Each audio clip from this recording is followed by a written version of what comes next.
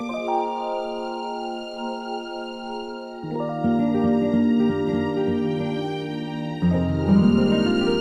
everyone, and welcome to another amazing edition of the Poetry of Justice show with JackieRay Phillips, Lori G, the Benefactor.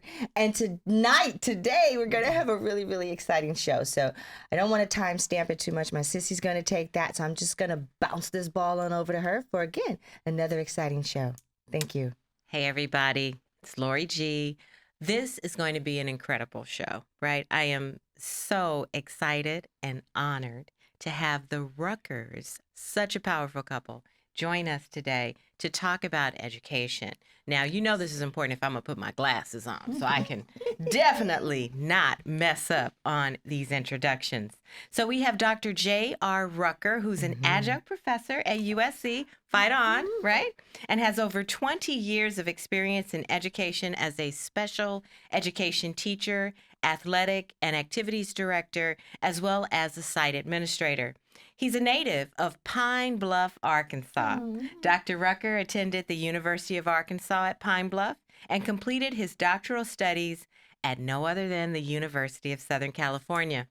Dr. J.R. Rucker hosts the Educational Truth Podcast and Conference, as well as the author of 3 books, most notably, Get That Doctorate. Dr. Rucker was named Associate Counselor of the USC chapter of Kappa Delta Pi, an international honor society. Dr. Rucker's education consulting focuses on student motivation, mentorship, behavior support, and cultural understanding. Dr. Rucker lives in Southern California with his beautiful wife, Lori, and their 3 amazing daughters, right? So we'll give a big hand clap to Dr. Rucker. But, you know, not to be left out here, we also have the powerful Mrs. Rucker with us. Lori Johnson Rucker, to be exact, right? Yes. Lori has her master's in education and is an educational leader with over 20 plus years of experience creating inclusive learning environments. She consults with school districts and organizations on effective instruction and student success and coaches staff at all levels for professional growth. Lori holds a master's in elementary education, a bachelor's in psychology from the University of Laverne, and multiple credentials. She is an adjunct professor at Cal Poly Pomona and has held leadership roles across several districts, such as Compton Unified, Hub City Go Go, and West Covina Unified School District. So welcome, Lori, and the Ruckers in general. Thank you. Thank you. Doctor So and Professor excited Rucker. to have you with us Thank you. today. Yes. We're excited to be here Good. So over 40 years for over 40 of years. education Yeah. that we're Yeah. looking at right now. Mhm. Yeah. And we just started to think about that. You did. Mm-hmm. And what does that feel like when you do? We've got a lot of experience. And when you were younger and went into education, how did you know that that was for you? I wanted to save the world. And so I started out in Gen Ed and I thought, okay, this is great. The Gen Ed kids were wonderful learners, right? But I would always get those kids that were a little bit more bossy or a little bit more take charge on the playground, if you know what I mean. Yes. And so I ended up in 6th grade with most of the kids who had some behavioral concerns, but they were still Gen Ed. And I thought to myself, well, if I could save them, I probably could save special ed too. So I went into special ed to try and move kids back to Gen Ed. And I think over the year I met my partner and we're in the same fight together, always working for kids. That is so wonderful. Thank you so much, Lori. Yeah. That is great. And Definitely. What about you, Dr. Rucker? When and how did you know? You know, it's interesting. She said she wanted to save education. I think I wanted to save myself. So Through education. through education. So coming up, like in the 7th grade, I had a teacher pull me after school one day, and he said, "Hey," he saw I wanted to go to Algebra 1, which in 8th grade, if you had Algebra 1, you were on college track, and he made it a point to say, "Hey, man, you're not college material. Like that's not for you." And so throughout the time when I was in school, I saw that sometimes, teachers are human. So I felt like sometimes teachers had favorites, and particularly for Black males, sometimes I don't think they saw us as academics. They kind of saw us as, you on a football team? Mm-hmm. You on the basketball team? And so Mhm. I wanted to be an educator that could reach out to our black and brown males and really just kind of let them know it's okay for you to be athletic. So it's okay for you to be, whoever you are, macho or whatever, but you also can be a thinker. So that's really what got me in education. Got it. Yeah. Thank you so much. Yeah. Yeah. So the burning question that is on my mind is, where do you think we are with the state of education right now? And what potential threat do you feel the Trump administration may or may not have on that experience, particularly for students of color within inner cities? I think right now, I look at it as an opportunity. So kind of liking it like this. Right now in my home, I have cameras, I have an alarm system, and I have home defense. Because I know that ultimately defending my wife and children is going to be on me, even though police may come later. Mm-hmm. If you have the mindset of your children and children of color, if you're parents of color, if you have the mindset that school and school alone is going to be the only thing that's going to educate your child and build your child up, then this change in administration, these decisions by administration, is absolutely frightening. Yes. But if you have the mindset, no, I'm going to educate my child, build my child up, I'm going to incorporate interventions and kind of add-ons to education, then this is another opportunity to show that we have to make sure we are doing what we can to For build. ourselves. Mhm. Yes. So the same way right now, this is a wonderful media platform where you're helping so many people.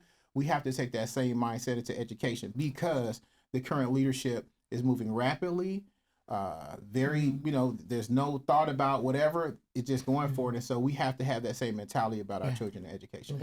And we also have to remember that, our parents used to say there's nothing new under the sun. On the real. Mhm. Right? Right. Right. And so if we understand that education has this cycle, right? If you think about in the beginning when we were going to war, our soldiers weren't heavy enough, right? So the school system provided nutrition. Right. That's where the lunches came from. Right. We were And not school making lunches. we were not passing the reading and writing and the math, and so we decided to create an educational system where we could teach about our country and we could also make sure these men were nourished, right? Fast forward to No Child Left Behind. You have the Bush administration who said we can't leave these kids behind, right? But the reality is somebody's going to be Right. left behind, Right. right? It's not in a bad way, but it's in a way of that. That's how the world works, right? And now here we are in Common Core. The American administration felt like, hey, we're not smart enough. We need to be able to compete with China and these countries next door to us. So this next gen standards, these science standards, are huge for us, so that we can compete with other countries. Yes. You Yes. know, Yes. Yes. sometimes we look at what and I don't know, Elon Musk says, hey, we need these visas for these people to come Because over. we need some But smarter what he was people. communicating was, hey, You we guys aren't changed smart the enough. standards Yeah, a long right. time ago because we saw the need Right. for us to be The critical adjustment. thinkers, to bring Yeah. in the math, to bring in the sciences.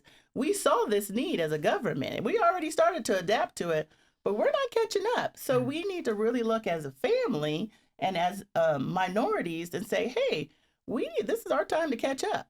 Mm-hmm. Look at us. Don't look anywhere else. Look Right, at us. We're inside. going to need to catch up. And so, Dr. Rucker, you mentioned in your comments a couple minutes ago that we need to do more, like the home defense. We've got cameras and we got this and we got that to fortify our families. What are things that parents can do that are in the midst of raising their children to help them give that head start?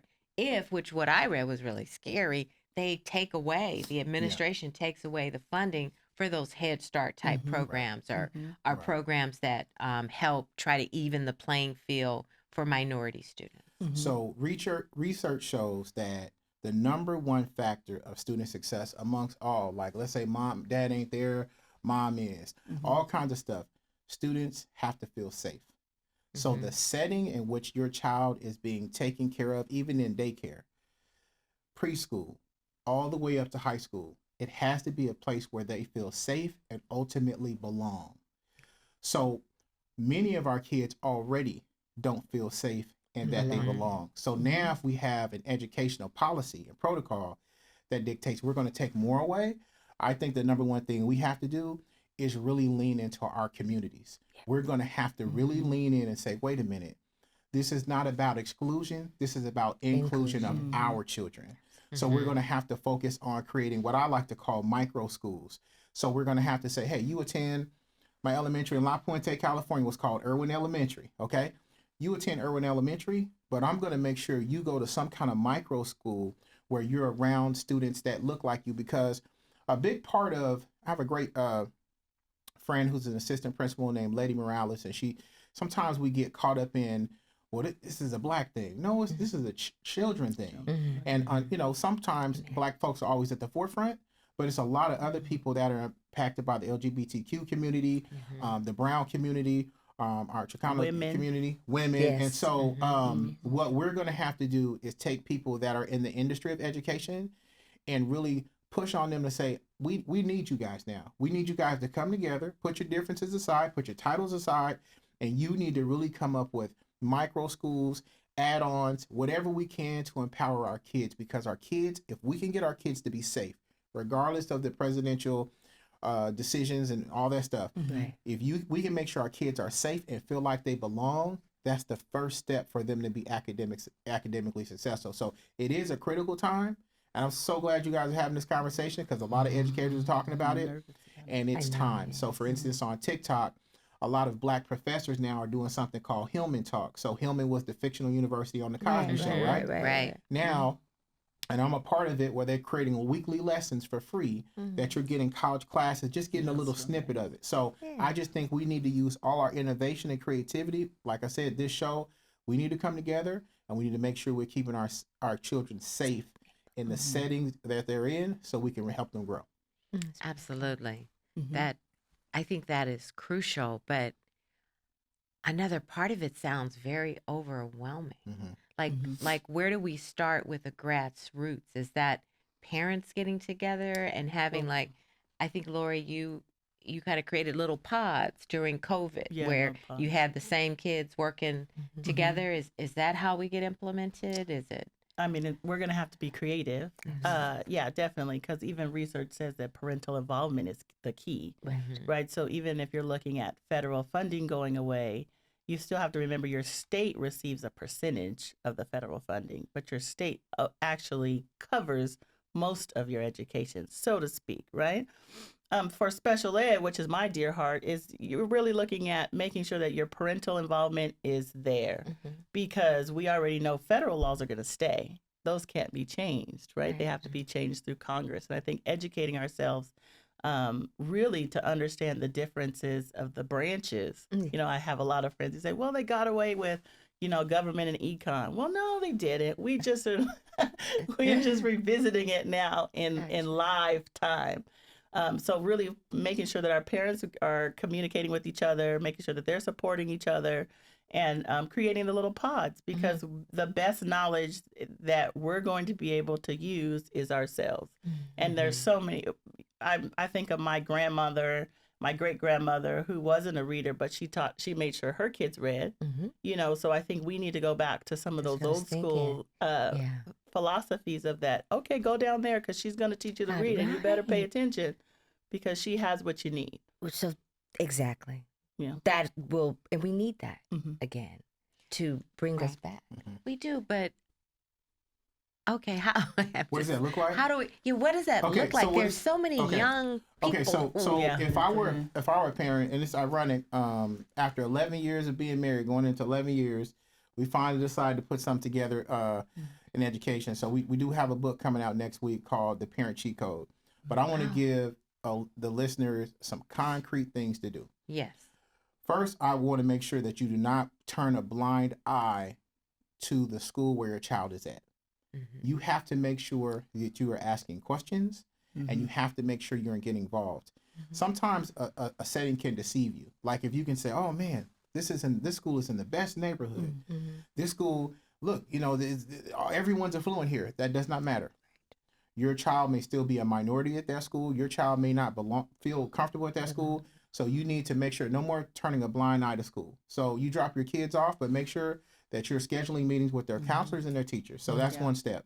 We have to make sure that we're involved to advocate for our children as parents, period.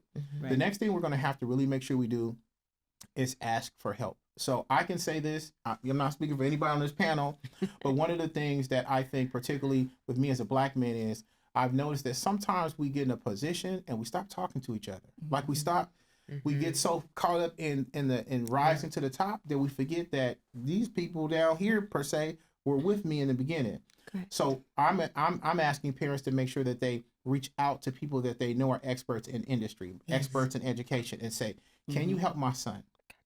You know, so that's something I've been doing as of late, and it's needed. You have a lot of young men that don't have their fathers in their lives, or it could be vice versa. So you need to reach out to someone that is not in your child's school. Hey, you're a principal somewhere. You're a counselor somewhere. Can you help me with your child? So you're getting kind of that consultation from someone who's not at your child's school. That can be a big help. And then what Lori is saying is something that always encouraged me growing up was making sure I understood my past, making sure I understood the people that came before me. And so that is a motivating factor. Right now, everything is ethnically ambiguous. So right now, if you look at commercials, the perfect situation really for a child in school, especially in Southern California, is to be ethnically. What ethnicity are you? They're safe. They're good. Gotcha. Okay, they're good. So because they're not different. Ambiguous. But the reality is many of our kids can't be ethnically ambiguous. They're clearly Asian. They're clearly African American. They're clearly Latinx. Like there's no doubt about that, right?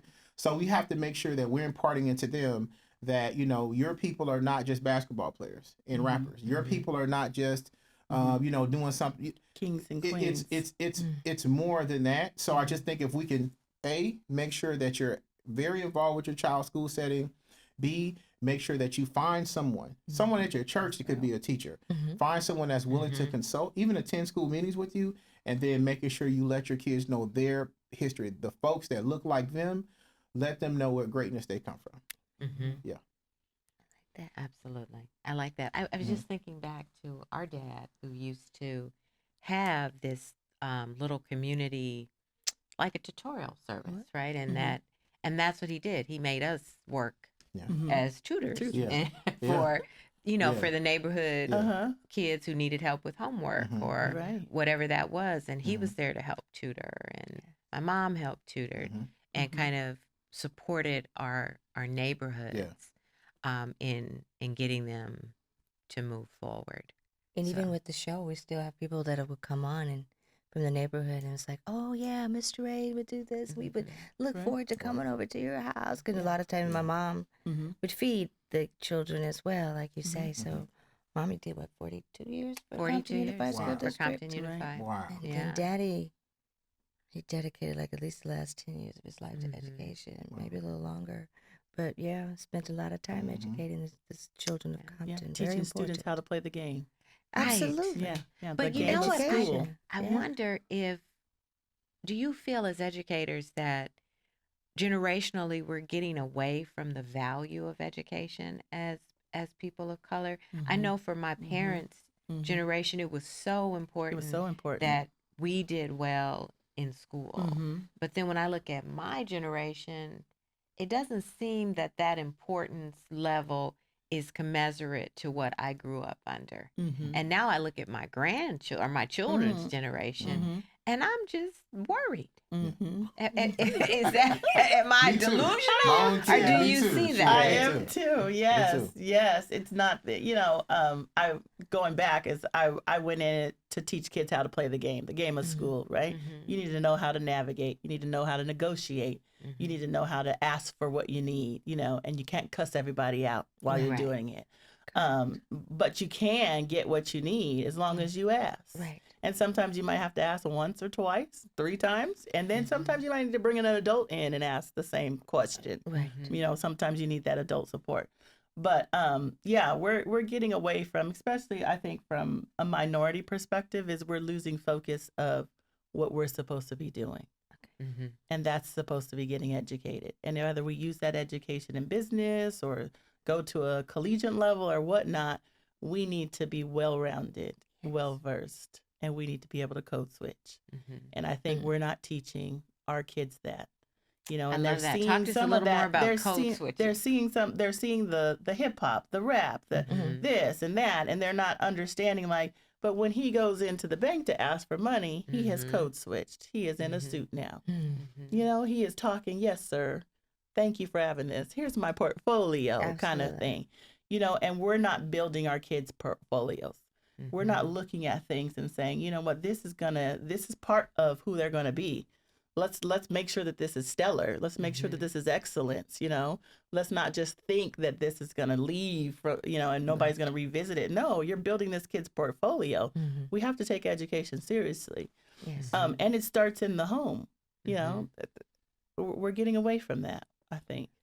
How do we help those ones that think, oh my God, Department of Education is going to go away? Now even state schools, no schools are going to have any money. How do Mhm. we help those folks? And are those things true? I think. Yes. So Mhm. that is a big conversation, but Yeah. as Lori was stating is there's also we have our state mandate. Mhm. So we California is the fourth largest economically, right. what do you call it? We have the world's largest economics, according fourth in the world, right? And we're just a state. Gotcha. So our funding will look different. Rural areas will look different. And I think that's going to be the big aha with a lot of this going on is that, you know, these big states, we're going to be okay. We should Right. be fiscally, you Right, know, right, right, right. financially, we should be able to look at our internal, Mhm. you know, finances. And Mhm. yeah, we're going to have some cuts, but we're a large Yeah. economical foundation. So federal is just a part of it.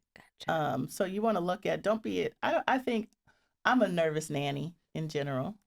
He would tell me I'm a nervous nanny, you know, but for some reason I don't feel nervous about this. You do not. I do not feel nervous about it because I look at special ed laws, they're federal laws that have to be changed through courts. You Mhm. know, I think parents are going to show up and show out, you know, because you think of the first school where students had disabilities and they thought that they couldn't even learn. Right. You know, you got parents who are still living that and saying, my kid has done, not only learn, has done. I went to, as an adjunct professor, there was Temple Grandin, was an autistic, well, she is an autistic lady who is phenomenal, you know, and in her day, they said, oh, she's not going to be able to learn. She's not going to, and this woman is famous now, right? So you have parents who still believe that even a child with a disability has the right for a free, appropriate public education. Yeah. So I think you're going to see people show up. And it's not going to just be us that are showing up because we know how to show up, right? Mhm. We've been here. We've been here before. Mhm. So you're going to see the masses come because all kids, you can't discriminate against kids, Yeah. Right. right?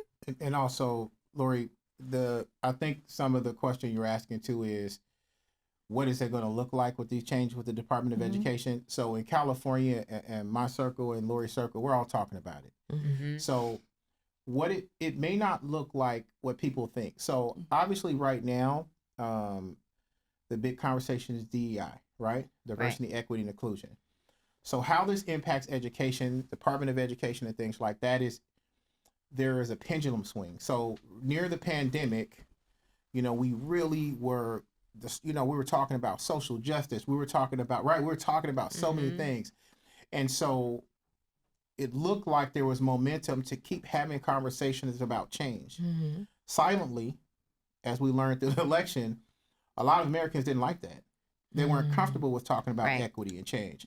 So silently, they pushed the pendulum back to now another, it's really an extreme this way. So what happens is there could be a decrease in funding for DEI programs. Now you say, well, what does that mean? Well, that means that the extra money that was being allowed by school districts to potentially bring in interventions and things like that is no longer going to be present. So if that was your only intervention to create justice for students of color, or not just students of color, whatever the different group you want to target, that's going to be really damaging to the children and the families, right? But if you are educational leader, that's why we really need a lot more representation in educational leadership. so you can get people that have the ability to innovate. You're just going to have to find other ways to address those issues in your school and your community. But I really think it's a dangerous thing. I think it's something that we're going to have to monitor closely. I saw in the news some congressmen were trying to get in the Department of Education. They were denied. So there are things that are happening that are very disheartening and disappointing. But as long as we can have the mindset to understand that we've got to do the micro and then the macro. So on the home front, in our community, small level front, we got to make sure, like I said, our kids feel welcome. I'm going to give you a case in point. You mentioned I went to the University of Arkansas at Pine Bluff, which is a HBCU. I knew I was not strong enough to go to a predominantly white university. I just knew it. I needed to be nurtured. So when I walked into those financial aid offices and it was a bunch of people that looked like my aunts and they was like, hey, baby, what's wrong? What you need? I needed that at the time. I'm strong now, right? But I needed that at the time. So I just think that. But talk about how you had that and then you get a full fellowship to a predominantly white institution. Okay. So I don't want to, I guess this just emphasizes feeling like you belong. Yeah. And back to the Department of Education. I did come out here in California in the year 1999 and got a full fellowship to University of Riverside. Okay. So they announced my name. Jerome Rucker won this fellowship. It was the largest fellowship in the Department of Education Graduate School. I stood up. I was the only black person in the room. And like 300 people turned around and looked at me. Wow. And I fled because I was not used to that. And I'm just saying that we're going to have to use our current challenges with the Department of Education and policy changes, and we're going to have to really circle and support our kids. And it's going to have to be intentional, and it's going to have to be more conversations like this. There's an educational African American education roundtable that's happening next week. I'm attending. We've got to have some real conversations because ultimately, and this might be a radical take, I think integration was necessary. But in the process of integration, we lost a lot of black hospitals. We lost a lot of black schools and educators. We lost those things that made maybe my generation and your generation have that support. Yeah. And the further we get away from that, we don't have those pillars in our community that were kind of focused. Yeah. So for me, I think I just was doing a little research. Okay. There's some questions that just made me nervous. Okay. So if the Department of Education goes away and there's these things like Title I funding, will that go away? Because that's like for low income families and programming and stuff like that. Will that no longer, through this DEI, we know? Well, that's not, DEI is totally separate. The Title I funding is to help students that are low socioeconomic status, free lunch, free and reduced lunch. Your schooling is determined based off of how many kids receive free and reduced lunch. So I don't think we haven't even broached that conversation with, because there's a percentage. So some people say you get 2% of federal funding. Some people get 10% of federal funding. I haven't really looked into California to see what the breakdown is. But that could potentially go away. And does it go away and then it's moved to the states, or does it just go away completely? Right. So no one's answering that question yet, right? And typically, did you guys get a chance to watch the inauguration? I know Lori. I did. Okay. So I watched it because I'm always looking at the story inside of the story. Okay. So at the inauguration, I was looking at who's in the room. Yeah. Okay. I did too. So I saw a lot of tech giants. And then I saw a lot of people that were white. I saw a black person do the prayer or something, and then I saw someone that was on the, I believe, Supreme Court. I didn't see a lot of black people. So what I ask myself is, when these laws are being made, to answer your question about Title I, it's going to look different. Who would be upset if you two got something that I didn't get? It'd be me because I didn't get it. So I think a lot of these laws, what they're trying to do is get it where certain communities, be it wealthy communities or upper middle class or very rich, have the same access to programs. So it's going to look different. So for instance, our school vouchers, they're talking about, well, we want to have it where if you send your child to private school, you can get that money. That's what it comes down to is a lot of these changes are designed to instead of saying, why are you just helping this group of people, this Mhm. low income? I want to have access that I want to get that same benefit when I send my child to private school. Okay. Mhm. And so the Title I, they're going to try to make small changes that can allow people who come from a certain economic background to have Strong. access. And that's Right. what it comes down to. I mean, if you look at the inauguration, that's where we're headed. Yes. I Yeah. heard a news report yesterday that talked about this concept of wanting to eliminate white shaming Mm. in the classroom. And I won't name the school you work at, but Okay. you The know, school I work at? my daughter okay, went to okay. that same school, Yes. which had a predominantly white student body. So Mhm. have you experienced this word or this concept of Yeah. white shaming, and So the I- elimination of Yeah. the Department of Education Yeah. will help with that? So I experience a lot of white rage, silent, seething, white male rage. So there are certain things culturally we have learned not to do that's taboo. For instance, men shouldn't hit women. So there are things that become just the norms. Like, well, I can't say this, right? But as we talk about, if we educate people about racism, and discrimination, we have to also undergird that with the understanding of cultural understanding. So a lot of this stuff appears to being pushed on people, right? But there's no undergirding of real education of cultural understanding. You understand what I'm saying? Mhm. So if I have cultural understanding, and my grandfather may have, your family may have been sharecroppers on my grandfather's land, which is not true, of course, but if I don't have understanding, I'll start thinking you're talking about me and shaming me. No, I have cultural understanding. I understand that was wrong. Thus, there have been generational impacts of that trauma. We need to learn about it.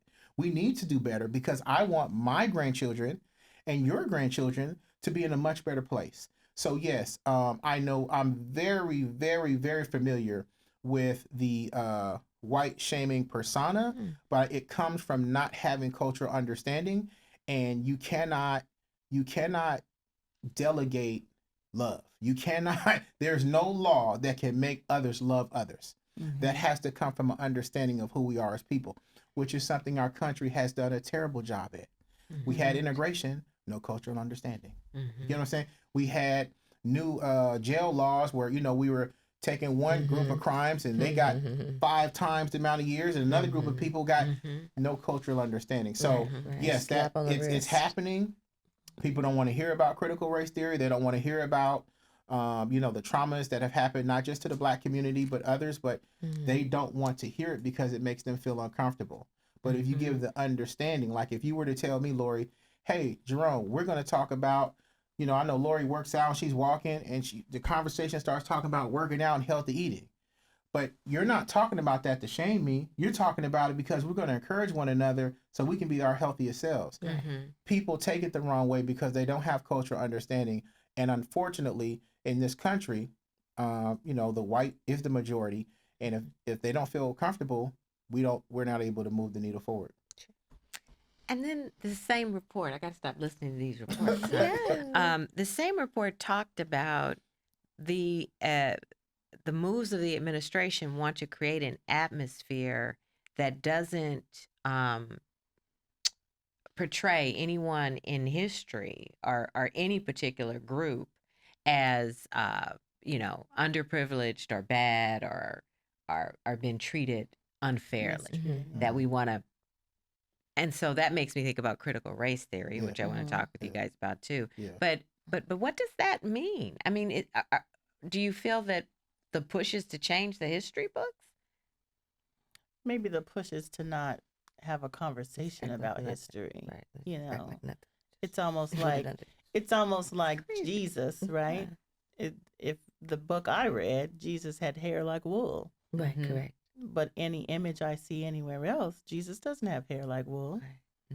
Such trickery. So is it erasing history, or is it denying history? I'm not sure what it is. Is it confusion? I don't know. I think sometimes I try not to focus on that, because the biggest thing for me, especially with my girls, is letting them know that they come from kings and queens. You know, letting them know that their grandmothers, their great grandmothers, and grandfathers were amazing people that endured so much. And really hyping up the fact that if we can create narratives that maybe go against us, we must be some powerful people. And if we could just hold on to our power, I think we could move through so many things. We could move through mountains. We could move. We could, I mean, I don't know. Jackie, Laura, I was just going to share something with you. I feel like, you know, I just, I'm in a mindset now, I guess, and this is where we talk about it, is like, I believe this is a time where we got to focus on the target. This is a time where we got to understand education is the key to something, and our minds open the door to everything. We are the originators of many things, right? There's nothing that we didn't do. And we got to stay focused and not get distracted. We used to get distracted on the shiny things, right? And the noise. And I think this is a time where we really got to focus in and hear our own internal voice. I love that. I think it's an exciting time. I think, you know, and I don't want people to think, oh, I'm for what's going on now, but I think it's a time to wake up and be like, oh, we have some things to do. We have some work to do. Back in now. And we know how to do it. We know how to do it. That's the cutting edge, because they don't. We know how to do it. True. For that population of people, they know. They don't know. Jackie, dancing. We know how to do it. Girl. Hairstyles. We know how to do it. Skin tone. We know how to do it. Lips, makeup, hair, done. So they have a whole industry of lip fillers for what we get for free. Everybody is copying. Girl. Everybody's trying to look like you. Me. Everybody. But they not like us. Not like us. Not like us. And it's exciting to know that we came from so much and are doing so much now, even despite everything that's going on right now. We are doing so much. And if we could just stay focused on, hey, go to school, get the education. Right. Yes. Yes. Pay attention to the environment. Right. And when he talks about the environment, I always tell parents, go stand on campus. We know. Yes. I could look at a line and say, oh, that teacher has no classroom management. We need help. Right? So go as parents and stand on the camp. Ooh, this feels tense. Why does this feel so stressful here when this is supposed to be fun? Right. Education is supposed learning. to be. Yes. It's supposed to be exciting. Yes. Right. Right? It's supposed to be innovative and, you know, creative. And we as parents got to question, why isn't it? What do we need to bring to the table? Take away the cell phones and go to a table. Yeah. First off. Right. Just being one. You know. But some of the schools that I've noticed aren't inviting. No. They're not inviting. You gotta invite yourself in. And that can be intimidating, I think, for families. Yes, so it can, what absolutely. can you share for families as educators to say, what are my rights about being able to go to my child's school? What are the rules about me being able to volunteer? Yeah. Well, I'm going to let you go over some special ed rules. Yeah. I'll go over some rules, but I want to limit this point as a Black man. So I'm 48 years old. When I was born, about 10 years prior, Dr. King had been killed. We're a unique community because we are consistently going through trauma, not only through our ancestors being enslaved, redlining, right? The fact that lynchings were public events, like we go to a concert. Picnic. Absolutely. They were picnics. Yep. The part about educating people and people not being comfortable is because the brutality is so raw and it's so recent. So we talk about our gangs now, but NBA player Baron Davis made a great documentary called Bastards of the Party. We had leaders. We had Bunchy Carter out here in LA. We had people in our community that were doing it. Yes. Fred Hampton in Chicago, Yes. but they were taken down by our government. So all these things impact us where we are now. And so when it comes to education, for instance, my daughter goes to a private school. It's not the best school academically. I just want to limit the number of times she's called nigger. So I know for a fact that if she goes to public school, even in the moderate to middle class area I live in, she's going to be called nigger many times. The private school is not going to stop that. It's just going to reduce that because that causes trauma to students. So what we're experiencing is so extreme to any other culture that it's hard for us to explain to others what it's like to have a black child, what it's like to have a child where they're literally being immersed in an environment that is anti-black. And so when we talk about where your daughter went to high school, these spaces, I have to question, are they causing more harm than help? And because then that can drive someone to go crazy. Now, to answer your question about rules, what a parent needs to do is typically you need to give 48 hours advance notice. So you call the school principal administrator and say, hey, I'd like to sit in my child's class.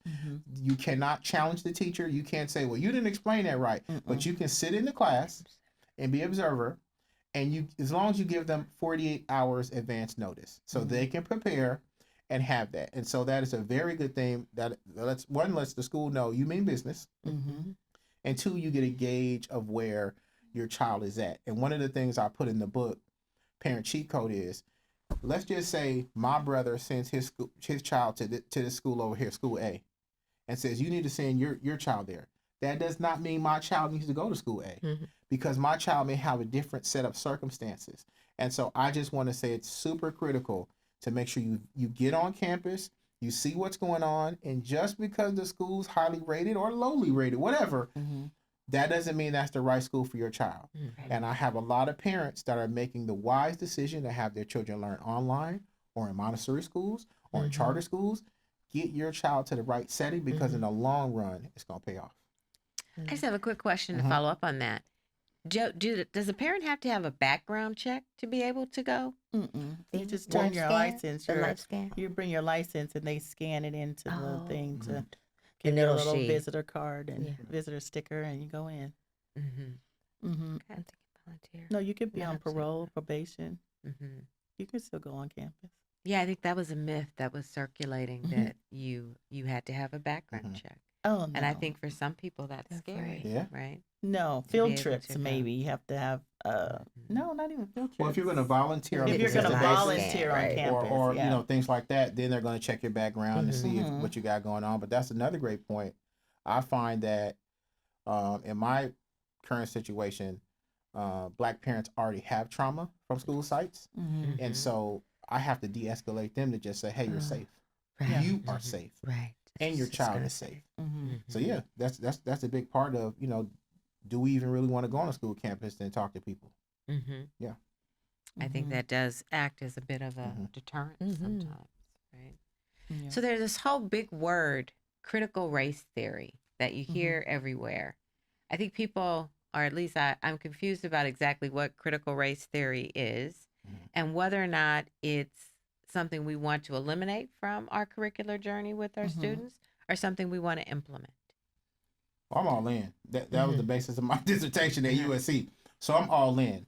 So it's kind of like if you talk about food. If you go back 50 years from now, 50 years ago to now, is food now more, does it have more calories, more additives? Does it have more things that could impact our health? The answer is yes. Okay. That's a fact. Okay. So so critical race theory basically says that to exist in America as a Black person, you're existing in spaces of anti-Blackness. Anti-Blackness is that's real. That does not mean that everyone you're around hates you, but that means that America is founded on anti-Blackness through slavery, through segregation, redlining. We have the data, right? Yeah. Right. So We do. critical race theory simply states that You So are true. always there is always a feeling for most black people of the space I'm in, am I safe? I'm conscious of that all the time. Mhm. I'm a big black man. I have to be careful how quickly I approach people. I have to be careful. I'm always thinking of stuff because I don't want to come off threatening. Right. My presence is threatening. Mhm. So According to critical race theory has been a concept that has been an academic concept that has been impressed for a while. And so through my research and my dissertation, I got a chance to talk to a lot of leading researchers. And so in education, Dr. Gloria Glasson Billings, there's an educational debt that is owed by America to black children. There's an educational debt. So we have reparations, that is another conversation, but just within education, there's a debt that America is owed to these children because we are not educating them properly. No. There's a highly likelihood that if you have an argument with me or a disagreement, I'm going to take your disagreement as a black child, female child, as aggressive. You get sent to the principal's office. Whereas Jackie, who's not black, has a disagreement, and I look at that as assertive and articulate. Isn't that something? So You never know you never when know. they gonna flip it. Yeah, 100%. So critical race theory, once it became more prominent in our conversations during the pandemic time, 2020, this became more of the conversation. Then it was honed in on. The same way DEI has been honed in on, it was honed in on it. Critical race theory says that all white people hate black people. That's not true. It is saying the experience of black people is that you are an anti-black. It's anti-blackness. Okay? And so that is what it is. That's the truth. And the data is there. I can tell you that only 3% of school superintendents in California are black. I can tell you that. I've done my research. I'm a researcher. So there is a level of anti-blackness in everything. That's why I'm working so hard to make sure I become a black superintendent, because it's needed. Representation is not just needed for black kids. It's needed for all kids, because if you never see it, you won't respect it. Right. So if I'm white and I've only seen black people, black men be gangsters, basketball, football players, rappers, I'm going to think that's all they are. Right. It will never fail that I can have a white child come talk to me, come into my office. I'll be talking to the kid, talking just like I am now, and they'll say, for sure. Oh. And I'll be like, where's that come from? That's all they know. Right. I can be in the parking lot somewhere, shirt and tie on. People say, are you security? They don't see it. Yeah. So that's why they're not critical race theory and all these different concepts that are real for black children, brown children in schools cannot be ignored, cannot be denied, and it causes tension in folks who don't want to believe it's real. Wow. So true. That is very true. We got to fight, guys. Yeah. But we got to work. Yeah. Because we've already fought. Yeah. So now it's just working smarter. Right. Yeah. And I'm just thinking about I'm just thinking back, for instance, just with us, because I know who we are, where we come. I'm thinking back to Roots. Not the Roots 1, Roots 2, the next generation. And how education was so pivotal. But even if, let's go back to Roots 1, with Kunta and Kizzy learning to read by Miss Ann. And then let's take that same premise. So now Kizzy knows how to read. So now Kizzy can go back home to, she started going in the big house with Miss Ann. So now she can go back to the field. Yeah. And share under a big oak tree when Mass is gone on Sunday. He done took Miss Philly out. And so now we can read under this oak tree, and I can teach all these little children to read that look like me and us how to read. And then it keeps going, and then it keeps going. And then the next thing you know, we have a little school under that tree. And then the next thing you know, we have our HBCUs. And we're going to safeguard those. Because believe it or not, there are Black billionaires. There are Black millionaires. There are people who still want to give and will give, but at this point, like you were saying, there's not even a platform that they know of to give to that's serious enough to know that this is not a scam. These are really legitimate grassroots opportunities. And the biggest word that I can come up with is two words: community and communication. And communication. Yep. Those things are it's just what we have to do. Yeah. It's not even, it's just what we have to do. And those things that you're talking about, and unfortunately, parents haven't been doing it. Certain generations, it's been breaking down, but particularly if they don't even know. So it's our duty, and just what you are saying, Jerome. I'm not even going to go through all those details right now, but in terms of teaching your baby girls how to go, where to go, because you know what they're going to run into. We know what they're going to run into. So we have to, as little bitty bitties, we have to, again, going under that tree. And I'm not going to give too much of my business, but Malcolm X, my education at USC just revolutionized my whole world, my life, and taking courses under Dr. Boyd. I got to give him a shout out. But anyway, Dr. Todd Boyd. But point is, critical thinking was what my major was at the time. And just knowing that there's always more. There's always more to search for. There's always more work for us to do, and we have to teach. So when learning more, my point is where I want to go is to Malcolm X. And when I'm thinking of him, not just the cliche of by any means necessary, but yes, by the cliche. That is a very true statement. We have to do this. And when my baby girls were little, I never, little Miki, because I have, I will go there. I have two girls. I actually know my girls, but one is more fair skinned than the other. And so the one who's a little lighter, she's the first one. So everyone was accustomed to her. My youngest struggled, and even sometimes still does struggle, and can pop off and say, but you and John don't understand, because her skin tone is a little more brown. And one of the children, when she was 4, and when we took her to the little school, came and asked her, well, why are you so dark and your sister's so light? So just starting early. So even before then, but I'm like, we got to teach our kids. And I even would tell the oldest one, the dangers of what you look like and what the world says about this cliche of what you look like and what you're supposed to be in life based on aesthetics, if you will. So it was like and Miko, God bless her, she took it. She ran with it. This one here did USC. What she did a lawyer in 3.5 years, a double major, and came in off schedule. She was killing herself because she didn't go. I'm telling too much of her business, but it's the truth. I don't care. She was killing herself because she didn't go the very first semester. Remember that, Lori? Lori knows. She was this. Oh my God, and that almost killed her. So but it motivated her to be like, F that, I'm gonna do this, and she did it. And was on the president's roll, all that good fancy accolades at that. And then when my baby graduated, I love this photograph of her, and I don't know which. I think she's in front of VKC. She's in front of Bovard. Okay, and she's holding her picture of Malcolm. Wow. And she's got her book because it's law and black studies, and she's standing there with his and her Malcolm, and she's got her foot on her law books by any means necessary. And it was just, it still does. You see, it just gives me, but it's like, this is what we have to do. They don't like us.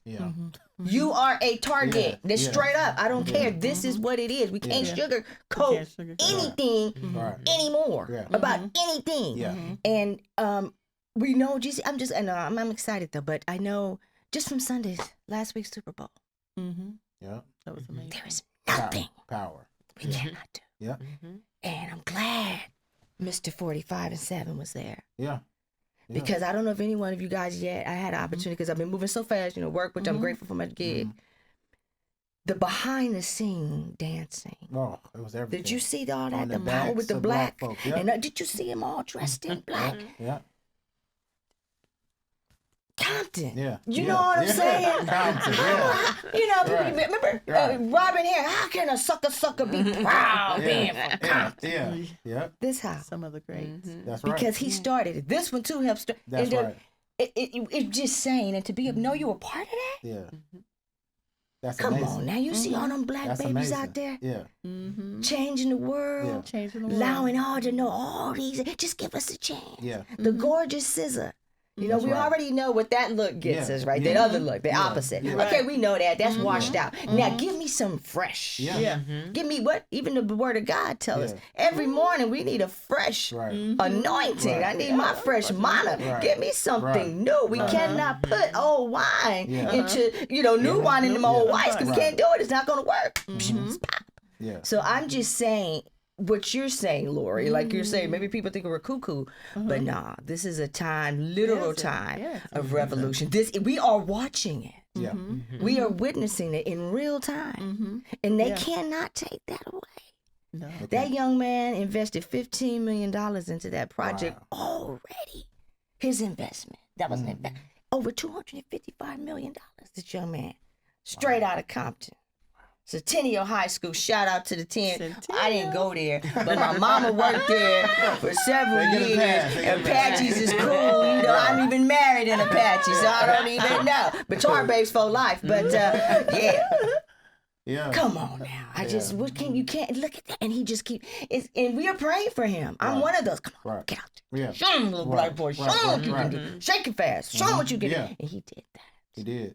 And I know people gonna fuss A about it, but genius. all business is business is business is business. And screw the naysayers and those Right. ones that, they gotta apologize to the NFL. Ooh. You got Samuel L. Jackson. It's your Uncle Sam out there. That was his statement. This is my Uncle Sam. That was Now you powerful. get That was. powerful. the fragmented flag on, Yeah. on the backs of us. Yeah. Man, you better recognize what that Compton do, Lord. You Yeah. better recognize. And I was reading Kid Rock, and Kid Rock said, we're from two different sides, but I gotta respect how he came out. And I was just like, that's what life is supposed to be about, right? We could be on different sides, but you gotta respect the talent, respect the person. We're human. We're all human. We can love each other, and we can love to disagree, and we can Agree to disagree. agree to disagree. But the talent you can't deny. And I The think the message journey. and the journey, you can't Exactly. deny. Yeah, I I mean, love that. so inspiring, because people have nothing but, a lot of people have nothing but negative things Right. to say Right. about the city of Compton. But there's so much greatness Oh. that comes out of, of Can Compton. I tell you cities, something? you know So what I'm saying? I'm born and raised in Rancho Cucamonga. That's what I'm talking about. You go there. But I am in my young 20s. I come out to Compton, See? and I'll never forget the school psychologist. So first off, the just pure excitement of like, oh, black administrator here. Oh my goodness, a Hispanic administrator here. Oh my goodness, like the color was just amazing. Yeah. And I remember, shout out to the school psychologist Richard Reed. He said, "Honey, you came from where?" I said, "Rancho Cucamonga." He's all, "I'll give you 3 months." I said, "Okay." I'm in special ed, and I said, "Okay, 3 months. Okay, whatever."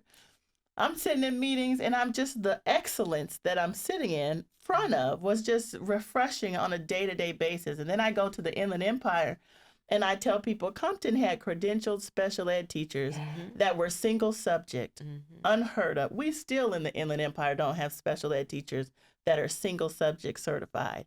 Okay, meaning that special ed teacher has a math credential too. Unheard. Compton was doing that 15 years ago. Yes. I mean, UDL, different learning strategies, they were doing it, and now it's just coming to the Inland Empire. So there's a bad rap with Compton, but it's all I it's wanted some people to greatness. know. And shout out to Dr. Brawley. He's a black superintendent, yes. Compton Unified. Yep. I think USC alum as well. Jackie, you said something that you said, first at the beginning of the interview, you said, not like us, referencing Kendrick, and then, but the harder part is to be okay with people not liking you. And being okay with that. Like, it's okay if you don't like me, but I got to do what's best for me and my community. And so Lori is very low key, but she was actually looking at a school building site just yesterday. So we're flirting with the idea of starting our own school. So I just want to let you know, like, celebrating African American History Month or Black History Month, that I really want to let you all know what you all are doing is so powerful. Like, there's so many things a person can watch now, and it may not have us in our best light. But what you all are doing, the consistency over the years to do it, I want to applaud both of you for God that. bless you. Thank you so And, much. thank you. Thank you. just know that kindly. like this conversation is, parents need to hear this. They need to know, they need the toolbox to say, Yeah. okay, what do I do and who do I contact and things like that. So I think this has been very powerful, and I've never been more motivated and have more fire in my belly to make sure that I do my That's right. part Mm-hmm. to push it forward, because so many people went ahead of us, people that risked their lives. Yeah. So this little small stuff I'm dealing with compared to what they deal with, I'm We ready. can do it. You know what I mean? I'm ready. Bring it, because I'm gonna Amen. do everything I can to help our community. Amen. Yeah. Bless you. And I think Hey, just Lori. before we go, I can't believe how quickly our time together Yeah. went, right? Yeah. You spoke about a book that the two of you Yeah. are working on. So give us some info on the book Yeah. and when we can expect to see it and where families can get it. Okay, so it'll be both on Lori's website and my website, but also be available on Amazon, ebook, audiobook, and in print. So we have a bunch of conversations. How I met her is not the typical way. She was going to start a tutoring company for me. Okay. And I thought she was really smart, and I was like, man, she got some curves on her too. So it all worked out. But that's really where we connect. Our intersection was education. Amen. But in the course of getting married and having kids, you kind of, life just passes by. But we've been having a series of conversations on, in your years of education, in my years of education, what's the cheat code? What are we seeing in families and students that's the secret to success? And that's what we wrote it down. So it's an acronym, SAFE. And so it's just the setting for students, accessibility, family messaging, and exposure. And that's what the book is going to be about. It's going to be designed for parents that want to read something and not take 2 weeks to read. It's something that they can kind of easily digest and use it as a reference and help their kids move forward. Okay. Yeah. I'm And excited. tell us where your website is. Oh, sorry. So my website is drjrucker.com. And he's on mine, which is SAP, a Specialized Academic Planning. I like that. Okay, That's that's beautiful. great. Thank you. Well, thank you both for Thank joining you. us. We sincerely appreciate it. And we'd like to extend an invitation for you to come back, right? If Absolutely. we just sit and strap ourselves up Yeah, that's and take the ride, because it's only been, about 20 days of Trump administration. But maybe we'll visit it in a couple of months, and the book will be out. You can come back, talk about that, and enlighten our listeners. All right. Love it. Thank you so Thank much, you again. everyone. Thank you. Thank you, Thank you for Ruckers. having us. Have a Good night, good one. guys.